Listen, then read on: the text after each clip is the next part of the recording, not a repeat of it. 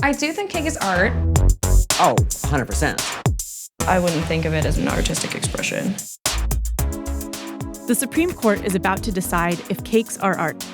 In the most watched case of the term, the justices will consider if bakers can say no to making cakes they don't agree with.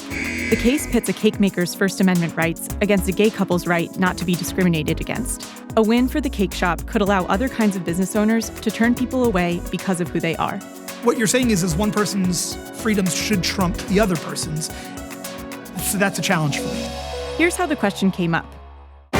In 2012, a Christian cake shop owner refused to make a wedding cake for a gay couple. Not turning them away or discriminating against them in any way, but just declining to make a cake for that wedding.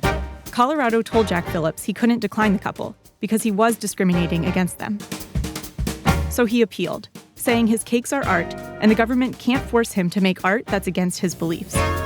He lost, and the Supreme Court is hearing him out on December 5th. We asked these Denver bakers how they handle cakes they don't believe in.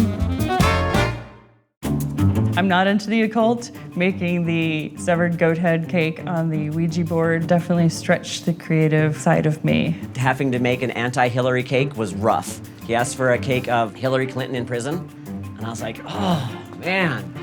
But I said yes, and I laughed, and I made it, and it turned out amazing. If a Trump supporter came in and wanted a cake, like what their opinion is isn't really my business.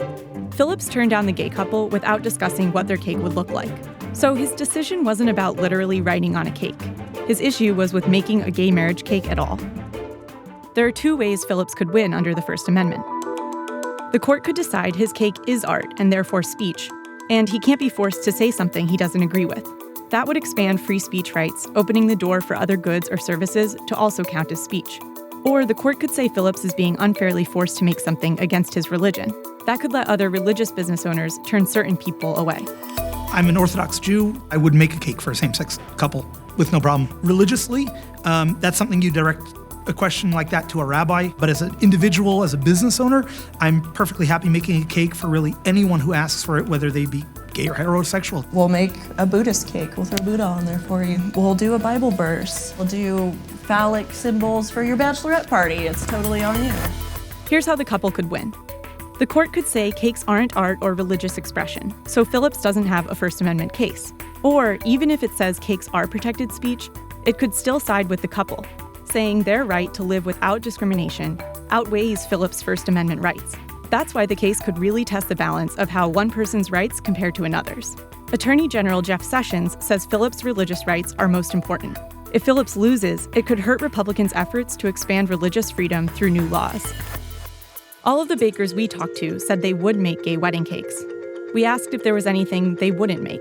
A guy walked in the front door. He said, I want an image of two men with a cross behind them and a big red slash going through it.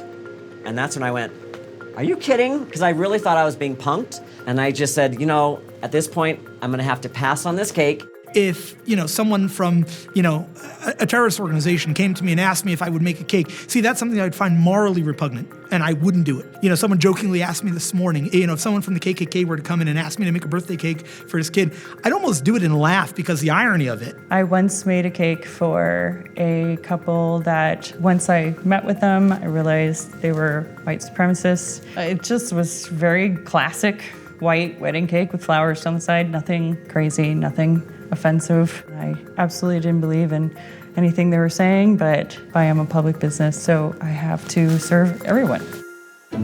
The case is expected to come down to Justice Anthony Kennedy's vote. He's a champion of gay marriage and a fierce defender of the First Amendment. The justice's choice to hear the case at all indicates they think it's an important, or at least interesting, question to answer. I personally want to pick and choose who I make a cake for. I need to be able to say what I feel comfortable selling. But, I'm pretty open. I'll pretty much sell to anybody. But if there's any hate to any person or group, that's just where I have to personally draw my line.